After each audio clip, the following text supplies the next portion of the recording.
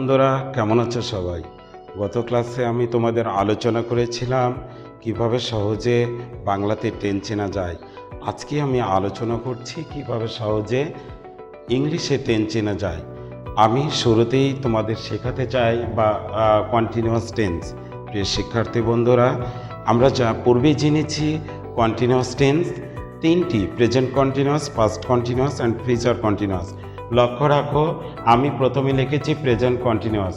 তার স্ট্রাকচার হচ্ছে subject plus helping verb, am, is, are plus ING with the main verb plus extension.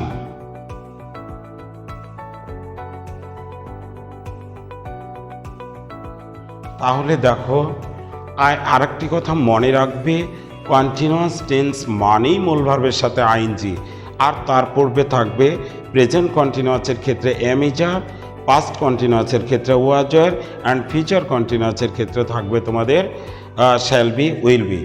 লক্ষ্য রাখো, একটা উদাহরণ দেখলে আমরা ক্লিয়ার হয়ে যাব।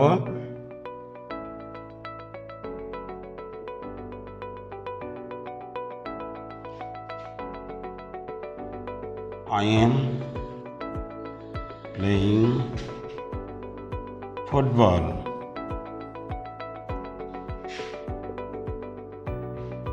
He is not playing football. Are they playing football? আমরা জানি প্রত্যেকটা টেন্স তিনটা সেন্টেন্সের মধ্যে সীমাবদ্ধ থাকে: হ্যাঁ বোধক, না বোধক, প্রশ্নবোধক। হ্যাঁ বোধক, না বোধক, প্রশ্নবোধক। প্রথমে যেটা আমরা দেখতে পাচ্ছি হ্যাঁ বোধক, দ্বিতীয়টা দেখতে পাচ্ছি না বোধক, তৃতীয়টি প্রশ্নবোধক। প্রিয় শিক্ষার্থী বন্ধুরা, একটাই চেনার উপায়, খেয়াল করবে যে এম ইজ আরের পরে আইএনজি যুক্ত ভার্ব আছে কিনা। লক্ষ্য রাখো, এম এর পরে আইএনজি, লক্ষ্য রাখো ইজের পরে আইএনজি আছে, তারপরে এখানে আর আছে এবং মূল ভার্বের সাথে আইএনজি যোগ আছে। কাজে উক্ত সেন্টেন্সগুলো হবে প্রেজেন্ট কন্টিনিউয়াস টেন্স। তাহলে আসো আমরা পাস্ট কন্টিনিউয়াস টেন্সটা দেখে নিই। এখন তাহলে আমরা দেখব কিভাবে পাস্ট কন্টিনিউয়াস টেন্স চেনা যায়। লক্ষ্য রাখো, পাস্ট কন্টিনিউয়াস টেন্স এর স্ট্রাকচার হচ্ছে subject plus helping verb was were plus ING with the main verb plus extension. তাহলে উদাহরণগুলো আমরা দেখে নিই। উদাহরণটা হচ্ছে আই ওয়াজ প্লেয়িং ফুটবল। লক্ষ্য রাখো, এখানে ওয়াজ আছে এবং আইএনজি যুক্ত ভার্ব আছে। দ্বিতীয় সেন্টেন্সটি লক্ষ্য রাখো, ওয়াজ আছে এবং আইএনজি আছে, আর এখানে এই সেন্টেন্সটা হচ্ছে নেগেটিভ সেন্টেন্স। তৃতীয়টা লক্ষ্য করো, ওয়ার আছে এবং আইএনজি যুক্ত ভার্ব আছে। কাজে এই সেন্টেন্সটি হবে, এই তিনটি সেন্টেন্সই হবে পাস্ট কন্টিনিউয়াস টেন্স। প্রিয় শিক্ষার্থী বন্ধুরা, এবার আমরা দেখব ফিউচার কন্টিনিউয়াস টেন্স। লক্ষ্য করো, এখান ফিউচার কন্টিনিউয়াস টেন্সের structure subject plus helping verb shall be, will be plus ING with the main verb plus extension. উদাহরণ, I shall be playing football. প্রিয় শিক্ষার্থী বন্ধুরা, আমরা জানলাম তিনটা কন্টিনিউয়াস টেন্স। আমরা কিভাবে একে অপরের কাছ থেকে পার্থক্য করব তোমরা লক্ষ্য রাখবে। যখন আমরা দেখব এম ইজ আর এর পরে আইএনজি যুক্ত ভার্ব আছে, আমরা সেটাকে বলবো প্রেজেন্ট কন্টিনিউয়াস টেন্স। যখন দেখব ওয়াজ ওয়ার এর পরে আইএনজি যুক্ত মেন ভার্ব, অবশ্যই আমরা সেটাকে বলবো পাস্ট কন্টিনিউয়াস টেন্স। আর যখন আমরা দেখব শ্যাল বি, উইল বি এর পরে আইএনজি যুক্ত মেন ভার্ব, অবশ্যই আমরা সেটাকে বলবো ফিউচার কন্টিনিউয়াস টেন্স। প্রিয় শিক্ষার্থী বন্ধুরা, আমি পূর্বে যখন বাংলাতে কন্টিনিউয়াস টেন্স আলোচনা করেছিলাম তখন বলেছিলাম মানুষের ইন্দ্রিয় 6টি। এই 6টা ইন্দ্রিয় যখন সরাসরি কোনো কাজ করে তখন সেটা অবশ্যই বাংলাতে কন্টিনিউয়াস টেন্স হবে, কিন্তু ইংরেজিতে সেটা হবে ইনডিফিনিট টেন্স। আমরা সেটা আজকে দেখব। আবারও ইন্দ্রিয়গুলো বলছি, মানুষের ইন্দ্রিয় 5টি, আর এখন বলা হয়ে থাকে ইন্দ্রিয় 6টি: চোখ, কান, নাক, জিহ্বা, ত্বক এবং মন।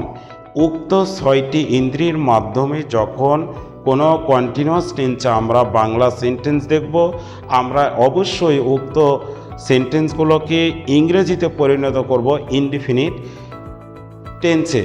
লক্ষণীয় বিষয়, আমি কয়েকটা উদাহরণ তোমাদের সামনে দিচ্ছি। আই সি ইউ, আমি তোমাকে দেখিতেছি। দেখো, সরাসরি চোখ দিয়ে দেখছি, তাহলে তার ইংরেজি নিয়ম অনুযায়ী হওয়ার কথা ছিল আই অ্যাম সিইং ইউ, কিন্তু সেটা হবে না, যেহেতু সরাসরি ইন্দ্রিয় এখানে কাজ করছে, তাই এর ইংরেজিটা হবে আই সি ইউ।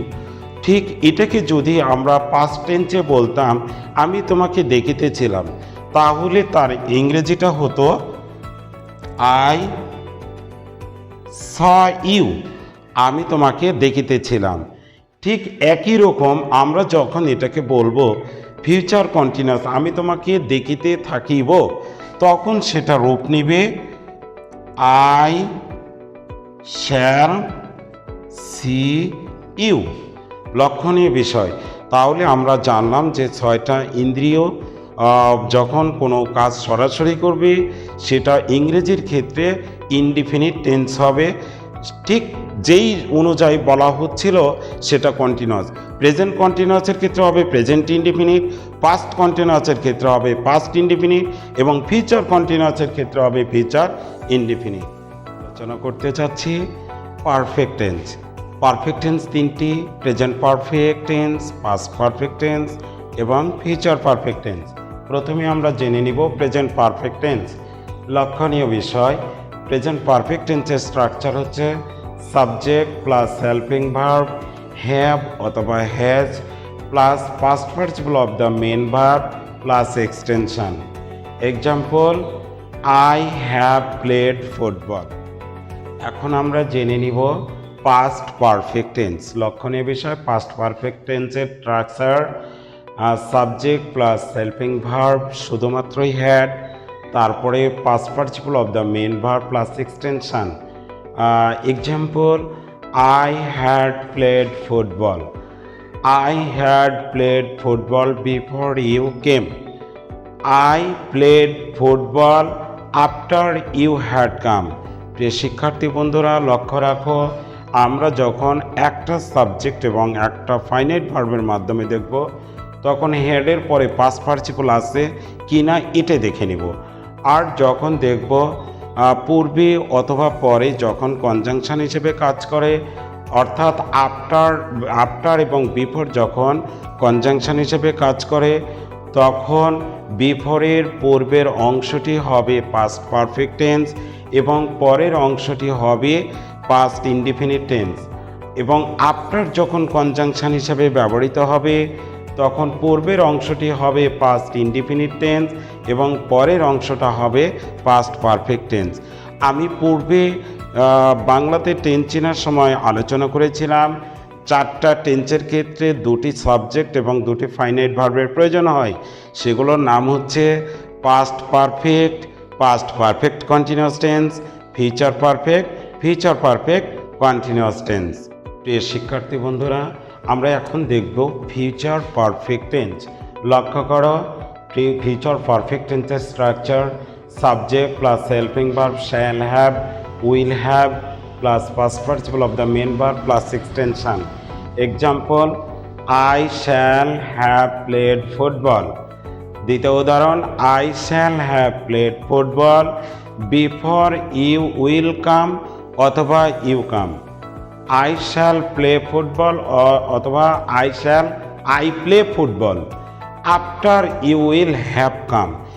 এখানে লক্ষণীয় বিষয় যে ফিউচার পারফেক্ট টেন্সের ক্ষেত্রে 2টি সাবজেক্ট এবং 2টি ভার্ব যখন হবে, অর্থাৎ আফটার বিফোর যখন কনজাংশন হিসেবে ব্যবহৃত হবে, তখন বিফোরের ক্ষেত্রে পূর্বেরটা হবে ফিউচার পারফেক্ট টেন্স এবং পরেরটা হবে ফিউচার ইনডিফিনিট অথবা প্রেজেন্ট ইনডিফিনিট টেন্স।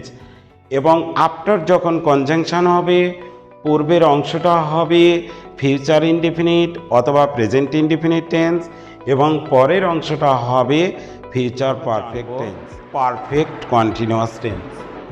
প্রথমে জানবো present perfect continuous tense structure. Subject plus helping verb, have been, has been plus ING with the main verb plus extension. উদাহরণ এক্সাম্পল আমরা দেখি, I have been playing football for 2 hours।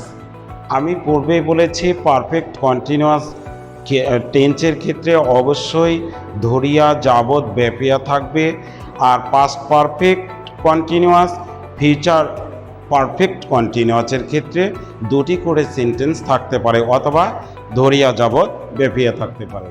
এখন আমরা জানব past perfect continuous tense structure. Subject plus helping verb, had been plus ING with the main verb plus extension. Example, I had been playing football for 2 hours। লক্ষ্য করো future perfect continuous tense structure. Subject plus helping verb, shall have been, will have been প্লাস ING with the main verb plus extension. Example, I shall have been playing football for 2 hours। প্রিয় শিক্ষার্থী বন্ধুরা, এখানে একটা জিনিস খেয়াল করো, আমরা যখন জেনেছি কন্টিনিউয়াস টেন্স মানেই মূল ভার্বের সাথে আইএনজি যোগ, আর পারফেক্ট টেন্স মানেই মূল ভার্বের পাস্ট পার্টিসিপল। আমরা এখানে লক্ষ্য করব, পূর্বে জেনেছি পারফেক্ট মানে পাস্ট পার্টিসিপল, কন্টিনিউয়াস মানে আইএনজি যোগ, তাহলে এখানে তো পারফেক্ট এবং কন্টিনিউয়াস টেন্স দুটি আছে। লক্ষ্য রাখো, হ্যাভের পরে মূল ভার্ব আমরা যদি মনে করি বি থেকে বিন হয়েছে পাস্ট পার্টিসিপল, যেহেতু পারফেক্ট টেন্সটি আগে আছে এবং কন্টিনিউয়াস টেন্সটি পরে আছে আইএনজি মানে লক্ষ্য করো, I shall have been playing football. Perfect মানে পাস্ট পার্টিসিপল, কন্টিনিউয়াস মানে মূল ভার্বের সাথে আই। বন্ধুরা, এখন আমরা জানবো ইনডিফিনিট টেন্স। ইনডিফিনিট টেন্সে আসলে বিভিন্ন রকম স্ট্রাকচার হয়ে থাকে, আমরা তাই উদাহরণকে একটু দেখে নিই। আমরা যদি দেখতে পাই মূল ভার্বের সাথে এস বা ইএস আছে, আমরা উক্ত সেন্টেন্সকে বলবো প্রেজেন্ট ইনডিফিনিট টেন্স।